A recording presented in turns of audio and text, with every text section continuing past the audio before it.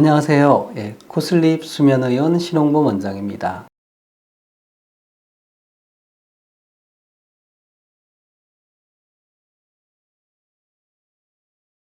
이 코골이 수면무호흡증, 특히 수면무호흡증 치료로 양압기 치료라는 게 있는데요. 양압기 치료가 코골이 수면무호흡증 치료에 제일 좋은 치료인가? 어떤 장점이 있나? 이제 이런 걸 궁금해하시는 분들이 있습니다. 우선 이제 코골이 하면 코골이 수술 이렇게 이제 바로 생각하시는 분들도 있고, 과거에는 참 코골이 수술을 많이 했고요. 물론 지금도 하고 있습니다. 근데 이제 코골이 수술이 잘 맞는 분이 있고, 또 해부학적 구조로 잘 안 맞는 분들이 있고요. 수면무호흡이 너무 심한 경우에는 또 수술의 이제 치료가 한계가 있는 경우도 있습니다. 그래서 요즘은 무조건 수술하는 것보다는 이 수술이 나한테 맞는지, 어떤 수술 기법이 좋은지 이런 거를 좀 따져보고, 또 단 하나의 병원에서만 이제 상담받고 결정하는 것보다는 보통 한 2개 이상의 그 병원을 방문하셔서 여러 의사의 의견을 좀 들어보고 판단을 해서 이제 결정을 하시는 게 좋죠. 왜냐하면 수술이라는 게 이제 한번 하면 되돌릴 수 없잖아요. 우리가 어떤 조직을 잘라내고 나서 원상태로 할 수 있나요? 불가능하죠.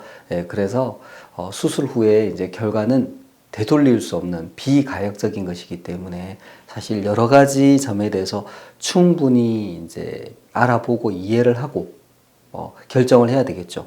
당연히 내 몸에 일어나는 일인데 그 당사자가 그 수술 내용이나 그 수술 방식이나 그 수술 후에 예상되는 부작용, 후유증, 잠재적인 효과에 대해서 잘 모르고 결정을 하면 안 되겠죠. 그래서 그런 수술과 관련된 여러 가지 정보를 충분히 제공해야 될 의무가 의사에게 있는 거고요. 그 질문을 충분히 하고 따져보고 그렇게 해야 하는 게 이제 환자의 권리죠. 환자의 의무이기도 합니다. 그래서 이제 환자분도 또 치료를 하시는 의사분도 충분히 소통하고 그 치료법을 결정하는 게 맞고요.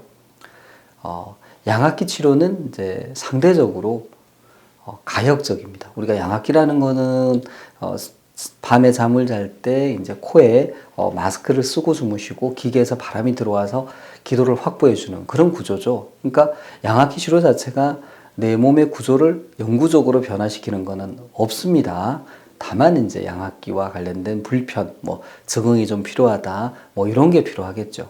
그렇지만 내가 양압기를 한두 번 썼다 그래서 평생 양압기를 써야 되는 건 아니고, 양압기 한두 번 쓴 흔적이 평생 남아 있는 것도 아닙니다. 그리고 무엇보다도 이제 양압기 치료는 가벼운 수면무호흡증부터 아주 심한 수면무호흡증까지 모두 다 효과적이고요. 그와 관련된 연구가 많이 되어 있고, 어떻게 보면 또 양압기 치료는 수술법보다는 훨씬 표준화되어 있다고 할 수 있습니다. 수술 방법은 정말 다양하죠. 근데 이제 양압기 치료는 마스크를 쓰고 자고 그 사람한테 맞는 압력을 정해주고, 그리고 양압기와 관련된 여러 가지 이제 혹시 만날지 모르는 불편을 이제 적극적으로 관리해 준다라는 점에서는 이제 수술과 조금 근본적으로 좀 차이가 있다라고 볼 수 있습니다. 실제로 미국, 유럽, 일본 등에서는 이제 수술적 치료보다는 양압기 치료를 훨씬 더 많이 합니다. 이유는 안전하고 효과적이기 때문이겠죠. 다만 이제 양압기는 적응이 필요하고 또 사용하시다가 불편을 느끼시는 분들도 있고요. 그 점에 대해서는 이제 의사와 적극적으로 논의해서 어떤 방식으로 이 문제를 풀지 이런 걸 이제 찾아봐야 되겠죠.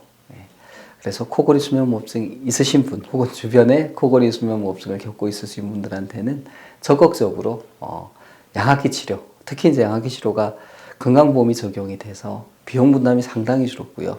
또 양압기 치료를 하기 위한 수면다운 검사도 또 건강보험 적용이 돼서 큰 부담 없이 하실 수 있습니다. 주변 분들한테 많이 얘기해 주세요. 이상입니다. 경청해 주셔서 감사합니다. 구독, 좋아요, 알림 설정 부탁드립니다.